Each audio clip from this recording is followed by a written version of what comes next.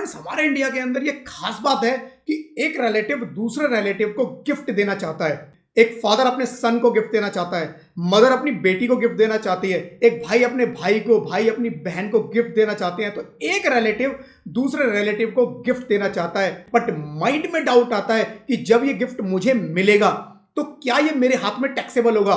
Indian income tax के rules क्या बोलते हैं गिफ्ट के बारे में, किस केस में गिफ्ट टैक्सेबल हो जाएगा, किस केस में गिफ्ट एग्जेम्प्ट हो जाएगा, मतलब उसके ऊपर कोई टैक्स नहीं लगेगा। कौन कौन से गिफ्ट हैं जिन पर कोई टैक्स नहीं लगता, कौन कौन से गिफ्ट हैं जिन पर टैक्स लगता है, क्या लिमिट है गिफ्ट देने की, राइट, किस सिचुएशन में गिफ्ट मिलेगा जब कभी कुछ टैक्स नहीं लगेगा। तो गिफ्ट से लेकर टैक्सेबिलिटी के इन सारे इश्यूज को लेकर आज के वीडियो में फ्रेंड्स हम लोग डिस्कशन करने वाले हैं। So good morning friends, this is C Amit Jain. Indian laws के अंदर गिफ्ट को लेकर टैक्स के क्या रूल्स हैं फ्रेंड्स, आज के वीडियो में हम लोग डिटेल में देखने वाले हैं। फ्रेंड्स जब भी इस चैनल पर मैं कोई वीडियो पब्लिश करता हूं, कोई वीडियो नया डालता हूं, तो मेरी कोशिश रहती है कि अगर उसके अंदर कोई टैक्स कैलकुलेशन इन्वॉल्व है तो मैं आपको एक फ्री टैक्स कैलकुलेटर भी बना के दे दूं, सो दैट आप उस कैलकुलेशन को भी इजीली कर पाए। बट वो कैलकुलेटर आप लोगों तक टाइम से पहुंच पाए, उसके लिए बहुत जरूरी है कि फ्रेंड्स आपने इस चैनल को सब्सक्राइब किया हुआ है, नोटिफिकेशन बेल पे क्लिक किया हुआ है, सो दैट फ्यूचर के सारे वीडियोस की नोटिफिकेशन आप लोगों तक टाइम से पहुंच पाए। राइट फ्रेंड्स, तो आगे बढ़ने से पहले प्लीज चैनल को सब्सक्राइब जरूर कर लीजिएगा और नोटिफिकेशन बेल पे क्लिक जरूर कीजिएगा। चलिए फ्रेंड्स वीडियो स्टार्ट करते हैं। सो फ्रेंड्स टॉपिक है टैक्सेबिलिटी ऑफ गिफ्ट। राइट, क्या कहते हैं laws about taxability of gift. सबसे पहले फ्रेंड्स समझ लेते हैं कि गिफ्ट पर टैक्स देना किसको है। राइट, सपोज फ्रेंड्स मैं हूं अमित, मेरे को किसी ने गिफ्ट दिया, तो रिसीवर कौन है? मैं। तो जो रिसीवर है गिफ्ट पे उसको टैक्स देना है, जिसने गिफ्ट दिया टैक्स उसको नहीं देना, उसकी टैक्स लायबिलिटी नहीं है। राइट, क्योंकि उसने ऑलरेडी अपनी इनकम पे टैक्स पे कर दिया है, वो अपनी इनकम पे टैक्स पे कर चुका होगा। उसके बाद जो इसके पास इनकम बची उसमें से वो जिस मर्जी को जो मर्जी गिफ्ट दे, उसमें से कुछ उसने मुझे गिफ्ट दे दिया, कुछ पैसा गिफ्ट में दे दिया या उससे कोई आइटम खरीद के मुझे गिफ्ट में दे दिया, तो टैक्स मुझे देना है, जो दे रहा है गिफ्ट उसको नहीं देना है। तो जो रिसीवर ऑफ गिफ्ट है फ्रेंड्स टैक्स वो देगा। Gift received from relative is exempt from tax. किसी रिलेटिव से फ्रेंड्स मुझे गिफ्ट मिलता है तो वो टैक्स से एग्जेम्प्ट होता है। राइट, उसके ऊपर कोई टैक्स नहीं लगता। तो क्वेश्चन आता है कि क्या सारे रिलेटिव से गिफ्ट मिलेगा तो टैक्स फ्री हो जाएगा, कोई उस पर टैक्स नहीं लगेगा, एग्जेम्पशन है? नहीं। आंसर है नो फ्रेंड्स, हर रिलेटिव से गिफ्ट टैक्स फ्री नहीं है, एग्जेम्पशन नहीं है। तो फ्रेंड्स एक बार लिस्ट देख लेते हैं कौन कौन से ऐसे रिलेटिव हैं जिनसे अगर मुझे गिफ्ट मिलेगा तो मेरे को टैक्स पे पूरी छूट मिल जाएगी, यानी कि वो जो मेरा गिफ्ट है वो टैक्स से एग्जेम्प्ट हो जाएगा। नंबर 1, स्पाउस, आपकी वाइफ, आपका हस्बैंड। स्पाउस के अंदर फ्रेंड्स दोनों आ जाते हैं। अगर मैं हस्बैंड के बारे में बात कर रहा हूं तो वाइफ, अगर वाइफ के बारे में बात कर रहा हूं तो हस्बैंड। राइट, तो किसी भी इंडिविजुअल, किसी भी पर्सन का स्पाउस जो है, राइट, उससे अगर कुछ गिफ्ट मिला है तो उस पर कोई टैक्स नहीं है, वो एग्जेम्प्टेड है। इसमें कोई लिमिट नहीं है फ्रेंड्स। राइट, आप कितने भी अमाउंट का गिफ्ट दे सकते हैं। नंबर 2, ब्रदर और सिस्टर ऑफ इंडिविजुअल। मेरे भाई ने मुझे कोई गिफ्ट दिया, मेरी बहन ने मुझे कोई गिफ्ट दिया, ब्रदर या सिस्टर ने मेरे को कोई गिफ्ट दिया, उसके ऊपर कोई टैक्स नहीं है। राइट, और ये जो लिस्ट है फ्रेंड्स इसके अंदर मैं फिर एक बार बता देता हूं, कोई लिमिट नहीं है, आप किसी भी लिमिट तक, किसी भी अमाउंट तक गिफ्ट दे सकते हैं। नंबर 3, ब्रदर और sister of spouse of individual. मतलब अगर मैं अपनी बात कर रहा हूं तो मेरे वाइफ के, राइट, मेरी वाइफ के ब्रदर या सिस्टर मुझे अगर कोई गिफ्ट देते हैं, राइट, या मैं अपनी वाइफ के बारे में बात कर रहा हूं तो मेरा भाई या बहन मेरी वाइफ को कोई गिफ्ट देते हैं तो वो टैक्स से फुल्ली एग्जेम्प्टेड है। ब्रदर और sister of either of the parents of the individual. Right, मैं अगर अपनी बात करता हूं तो मेरे पेरेंट्स यानी कि मेरे मदर और फादर, उनके ब्रदर और सिस्टर, यानी कि मेरे पापा, राइट, मेरे पापा के ब्रदर सिस्टर मेरे कौन हुए? मेरे चाचा होंगे, मेरी बुआ होंगी। तो मेरे चाचा या मेरे को मेरी बुआ से कोई गिफ्ट मिलता है फ्रेंड्स, छूट, बिल्कुल एग्जेम्प्ट। या मेरी मदर के ब्रदर या सिस्टर से मिलता है, मतलब वो कौन होंगे? मेरे मामा या मौसी।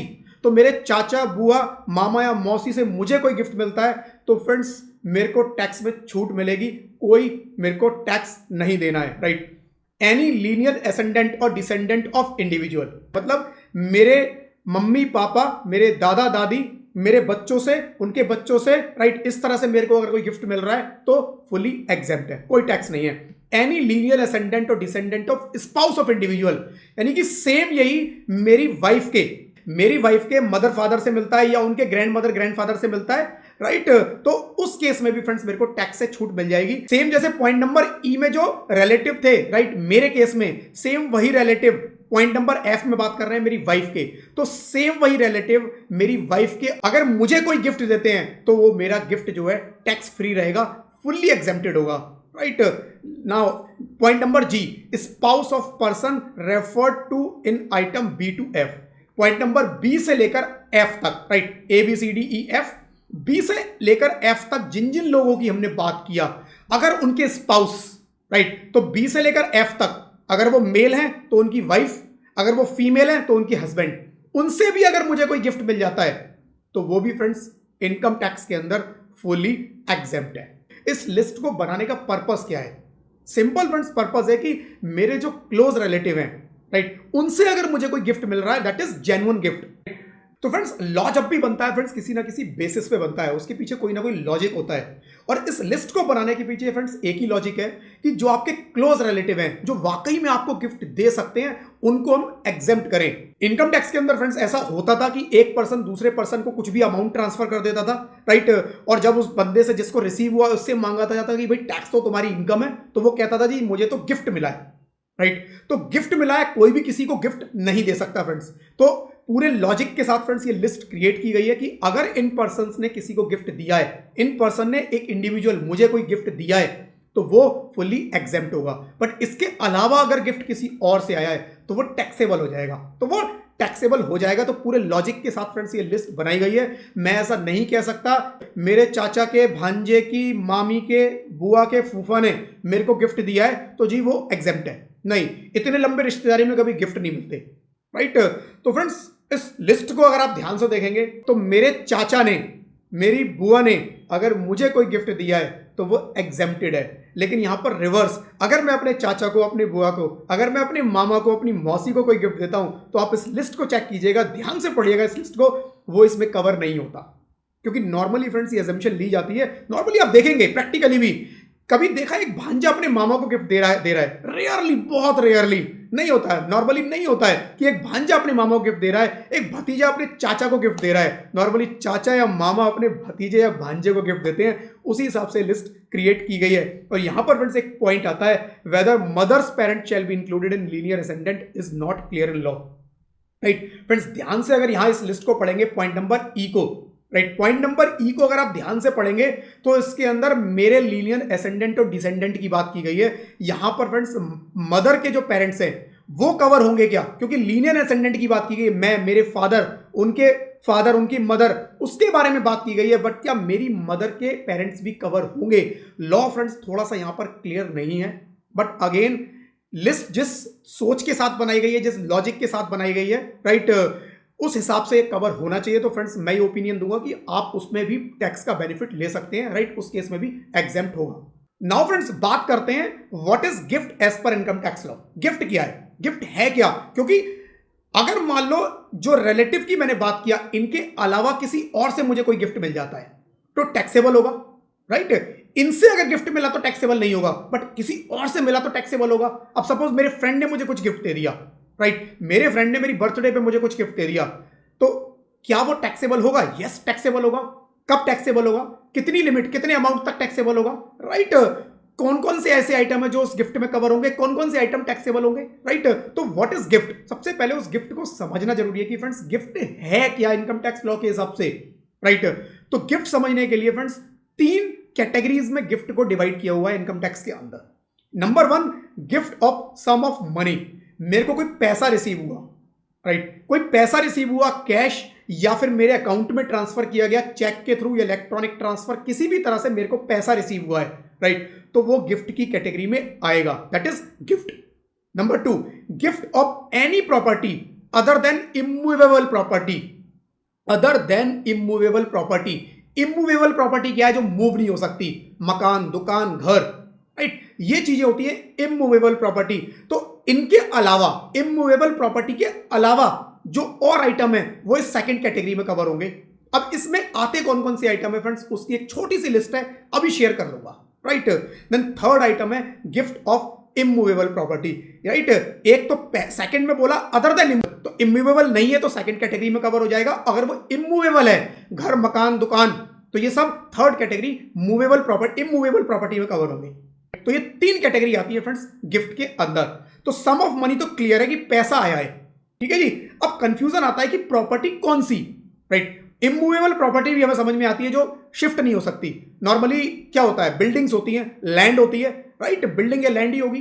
बट मूवेबल प्रॉपर्टी में क्या क्या आएगा जो कि कैटेगरी 2 में कवर होगा, राइट। तो मीनिंग ऑफ प्रॉपर्टी के अंदर फ्रेंड्स ये सारी चीजें डिफाइन की हुई हैं। तो आपने जो भी प्रॉपर्टी, राइट, आपको जो भी प्रॉपर्टी एज ए गिफ्ट मिली है, अगर वो इस लिस्ट के अंदर आती है तभी उस पर टैक्स लगेगा, अदरवाइज वो टैक्स फ्री है। इंजॉय करो, पूरी तरह एंजॉय करो। तो इस लिस्ट के अंदर नहीं है तो वो गिफ्ट ले लो, बिंदास ले लो, आंख बंद करके ले लो, कोई टैक्स नहीं लगने वाला, राइट। जैसे immovable property being land, building और बोथ, राइट, बिल्डिंग, लैंड या दोनों ही चीजें इसके अंदर कवर होंगी। तो वो इमूवेबल प्रॉपर्टी जो मेरी थर्ड कैटेगरी थी, gift of immovable property, right. तो ये हो गया immovable property. Second, share and securities, जो कैटेगरी 2 में चले जाएंगे, other than immovable property, right. Shares and securities friends अगर मुझे किसी ने एज ए गिफ्ट दिए हैं तो उस पर टैक्स लगेगा, उस पर टैक्स लगेगा। ज्वेलरी अगर मुझे किसी ने दी है फ्रेंड्स, उस ज्वेलरी पर मुझे टैक्स देना है, उस ज्वेलरी की वैल्यू पे मुझे टैक्स देना है, gift, right. Archaeological collections, right friends, तो मैं पुरानी चीजों को, जैसे पुराने सिक्के या इस तरह की कुछ पुरानी आइटम्स है फ्रेंड्स, उसको मैं इकट्ठा करता हूं, संग्रह करता हूं, और वो अगर मैं किसी को गिफ्ट दे देता हूं या सपोज कोई मुझे गिफ्ट दे देता है तो मेरे ऊपर टैक्स लगेगा, राइट, मेरे को उस पर टैक्स देना है। Number 5, drawing. कोई ड्राइंग्स होती है फ्रेंड्स, आप कहेंगे ड्राइंग के ऊपर किस चीज का, फ्रेंड्स ड्राइंग भी बहुत महंगी महंगी बिकती है। अगर आपने देखा हो, लाखों करोड़ों रुपए की ड्राइंग्स सेल होती है मार्केट में बहुत सारी, राइट। तो कोई भी ड्राइंग, राइट, जो कि विदाउट पेंट क्रिएट की गई है, वो भी इसके अंदर कवर्ड है। अगर वो मुझे गिफ्ट में मिल जाती है तो मेरे को उस पर टैक्स देना है। पेंटिंग, कोई मुझे पेंटिंग गिफ्ट कर देता है, लाखों करोड़ रुपए की फ्रेंड्स कई बार पेंटिंग होती है, तो वो पेंटिंग भी अगर कोई मुझे दे देता है, राइट, तो उस पर भी मुझे टैक्स देना है। स्कल्प्टर्स, स्कल्प्टर्स क्या होता है फ्रेंड्स, पुरानी कोई मूर्तियां वगैरह या इस तरह की कोई चीजें हैं फ्रेंड्स, उसको मैंने इकट्ठा किया हुआ है, राइट, या किसी ने मुझे वो गिफ्ट की है तो मैं एज ए रिसीवर उस पर जो भी उनकी वैल्यू है उस पर टैक्स दूंगा, right. Any work of art, right, any work of art, कोई भी क्रिएटिव फ्रेंड्स, कोई भी चीज है, कोई भी क्रिएटिव जो मुझे मिली है जिसकी कोई वैल्यू है, तो उसकी वैल्यू पर फ्रेंड्स मुझे टैक्स देना है, राइट। बुलियन, बुलियन क्या है फ्रेंड्स, एक तो ज्वेलरी होती है, ज्वेलरी मतलब एक ज्वेलरी शेप में रहती है फ्रेंड्स, अलग अलग गहने होते हैं हमारे पास। एक होता है फ्रेंड्स, मैंने ब्रिक ले लिया, राइट, सिल्वर के या गोल्ड के मैंने बिस्किट या ब्रिक या बार ले ली फ्रेंड्स, उसको हम बोलते हैं बुलियन। तो अगर गोल्ड या सिल्वर के जो कि ज्वेलरी नहीं है, in the form of biscuit, brick या बार की फॉर्म में मेरे पास है या किसी के पास है और उन्होंने मेरे को गिफ्ट कर दिया, तो फ्रेंड्स वो भी मेरे को टैक्स देना है। लेकिन किस केस में फ्रेंड्स, जो रिलेटिव की डेफिनेशन में आते हैं उनको छोड़कर। अगर रिलेटिव, जो कि ऊपर मैंने बताया था, रिलेटिव की डेफिनेशन में कोई फॉल करता है और उसने मुझे गिफ्ट दिया तो कोई टैक्स नहीं है। रिलेटिव की डेफिनेशन में कवर नहीं होता और वो मुझे इन 9 आइटम में से कुछ भी गिफ्ट कर रहा है तो मेरे को टैक्स देना है। इन 9 आइटम्स में से कोई भी मुझे गिफ्ट कर रहा है, मुझे टैक्स देना है, right friends. Rate of tax, rate कितना लगेगा फ्रेंड्स, रेट लगेगा simple, taxable at slab rate, right. तो मेरी इनकम में ऐड हो जाएगा वो अमाउंट, जो भी उसकी वैल्यू होगी वो मेरी इनकम में ऐड हो जाएगी और उस इनकम पे मेरा जो भी स्लैब है, राइट, आप लोगों को डिफरेंट डिफरेंट स्लैब्स के बारे में आइडिया होगा। अगर नहीं है तो फ्रेंड्स ऑलरेडी इसके ऊपर एक वीडियो में शेयर कर चुका हूं, क्या स्लैब किसके ऊपर अप्लाई होते हैं वो मैं आपको, आप उस वीडियो में देख लीजिएगा, राइट। उसका लिंक मैं इस वीडियो के डिस्क्रिप्शन में दे दूंगा, राइट। तो स्लैब फ्रेंड्स ये टैक्सेबल होगा आपकी इनकम पे। अब बात करते हैं फ्रेंड्स, गिफ्ट रिसीव होता है मैरिज पे। अगर शादी पे मुझे कोई गिफ्ट मिला तो मजे की बात फ्रेंड्स ये है कि शादी अगर मुझे कोई भी गिफ्ट मिलता है तो वो फुल्ली एग्जम्प्टेड है, किसी से भी मिले, चाहे वो रिलेटिव है चाहे वो रिलेटिव नहीं है। रिलेटिव मतलब रिलेटिव होगा बट उस लिस्ट का पार्ट है, जो रिलेटिव की मैंने डेफिनेशन बताई उस लिस्ट में वो है या नहीं है। मुझे गिफ्ट मिला, जितने मर्जी अमाउंट का मिला, उस पर कोई टैक्स नहीं है, राइट। क्योंकि गवर्नमेंट फ्रेंड्स ये मानती है कि शादी जिंदगी में एक बार होती है। वो अलग बात है कि एक से ज्यादा बार हो सकती है, बट गवर्नमेंट ये मानती है कि नॉर्मली शादी जिंदगी में एक बार होती है और उस जिंदगी में एक बार जो आपका एक इंपॉर्टेंट डे है, उस दिन अगर आपको कोई भी कुछ भी गिफ्ट दे रहा है तो चलो जी उसके ऊपर हम आपको छूट दे देते हैं, राइट। तो शादी पे कोई भी गिफ्ट मिला एग्जेम्प्टेड है, बट बर्थडे पे गिफ्ट मिला, एनिवर्सरी पे गिफ्ट मिला, फ्रेंड्स कंप्लीटली टैक्सेबल है, टैक्सेबल है फ्रेंड्स। उसकी वैल्यू आपकी इनकम में ऐड हो जाएगी, आपको उस पर टैक्स देना है। अब फ्रेंड्स बात करेंगे कि कितने अमाउंट पे मुझे टैक्स देना है, क्या सारे अमाउंट पे देना है या उसके अंदर कुछ छूट भी है। तो फ्रेंड्स 3 कैटेगरी हमने देखी थी, right. Sum of money, gift of any property other than immovable property and immovable property. सबसे पहले बात करेंगे फ्रेंड्स सम ऑफ मनी। कोई मुझे गिफ्ट देता है, पैसा देता है, और वो पैसा अगर 50,000 से ज्यादा है, 50,000 तक कोई टैक्स नहीं है, 50,000 से ज्यादा है पूरे साल में टोटल, तो मेरी इनकम में ऐड हो जाएगा, मेरे लिए टैक्सेबल होगा। अगर 4 लोग मिलके मुझे 50,000 से ज्यादा दे देते हैं, 4 लोग मुझे पूरे साल में 15,000 का गिफ्ट देते हैं, 60,000, तब भी वो टैक्सेबल हो जाएगा, क्योंकि पूरे साल में मेरे को टोटल देखना है, जितना भी मुझे मिला सबसे मिला के, राइट। किसी से भी अगर रिलेटिव से मिला, जो मैंने लिस्ट दिखाई थी, तो एग्जेम्प्ट है, हम उनकी बात नहीं कर रहे, रिलेटिव की बात नहीं कर रहे, राइट। अदर देन रिलेटिव अगर मुझे कोई भी गिफ्ट मिलता है, राइट, और उसकी वैल्यू पूरे साल में सबसे मिलाकर 50,000 से ज्यादा होती है, तो पूरे 50,000 पे टैक्स लगेगा। तो मेरे को 60,000 का गिफ्ट मिला है, तो ऐसा नहीं है कि 10,000 पे टैक्स लगेगा, पूरे 60,000 पे टैक्स देना है मुझे, राइट। पूरा 60,000 मेरी टैक्सेबल इनकम में ऐड होगा। Number 2, gift of any property other than immovable property. Immovable property के अलावा मुझे कुछ मिला जो मेरी लिस्ट के अंदर था, ज्वेलरी, राइट, बुलियन, राइट, और वहां पे और भी फ्रेंड्स 9 आइटम्स की लिस्ट थी, राइट। शेयर्स ट्रांसफर किए हैं, कुछ आर्कियोलॉजिकल कलेक्शन है फ्रेंड्स, तो अलग अलग चीजें उनमें से अगर मेरे को किसी ने दी है तो उस पर मेरे को टैक्स देना है। अगेन वैल्यू 50,000, यहां पर भी 50,000 वैल्यू है, कितनी पूरे साल में टोटल सबसे मिला के 10 लोगों ने, 5 लोगों ने, 4 लोगों ने टोटल मिला के अगर मुझे 50,000 तक का गिफ्ट दिया है पूरे साल में, तो कोई टैक्स नहीं देना। अगर 50,000 से ज्यादा दिया है तो टोटल अमाउंट पे, 50 पे नहीं, टोटल पे मेरे को टैक्स देना है। टोटल अमाउंट मेरी टैक्सेबल इनकम में ऐड हो जाएगा, राइट। अभी बात करते हैं फ्रेंड्स इन 2 कैटेगरी में। सपोज मेरे को किसी ने पैसा दिया 45,000 रुपए, किसी ने मुझे कुछ ज्वेलरी दी 45,000 की, 45,000 रुपया पैसा दिया, 45,000 रुपए ज्वेलरी दी, क्या टैक्सेबल होगा? फ्रेंड्स इस कैटेगरी वाइज मुझे 50,000 की लिमिट देखनी है, तो सम ऑफ मनी 45,000 से कम the, exempt. Other than immovable property, jewellery 50 से कम दी, एग्जेम्प्ट। टोटल 90 बनता है, बट किसी भी कैटेगरी वाइज 50 से ऊपर नहीं होना चाहिए। तो विद इन कैटेगरी मुझे 50 की लिमिट देखनी है, राइट। विद इन कैटेगरी 50 की लिमिट मुझे चेक करनी है, ठीक है जी। अब बात करते हैं गिफ्ट ऑफ इमूवेबल प्रॉपर्टी, घर, मकान, दुकान, राइट, कोई बिल्डिंग मुझे गिफ्ट की। तो अगर कोई बिल्डिंग, कोई जगह, कोई प्रॉपर्टी जो इमूवेबल है मुझे दी है 50,000 रुपए तक की, तब वो एग्जेम्प्ट है, अदरवाइज टैक्सेबल है। और यहां पर फ्रेंड्स आपको टोटल नहीं देखना है, प्रॉपर्टी वाइज देखना है। तो अगर मुझे 4 प्रॉपर्टी 45,000 की ट्रांसफर की गई, सारी एग्जेम्प्ट।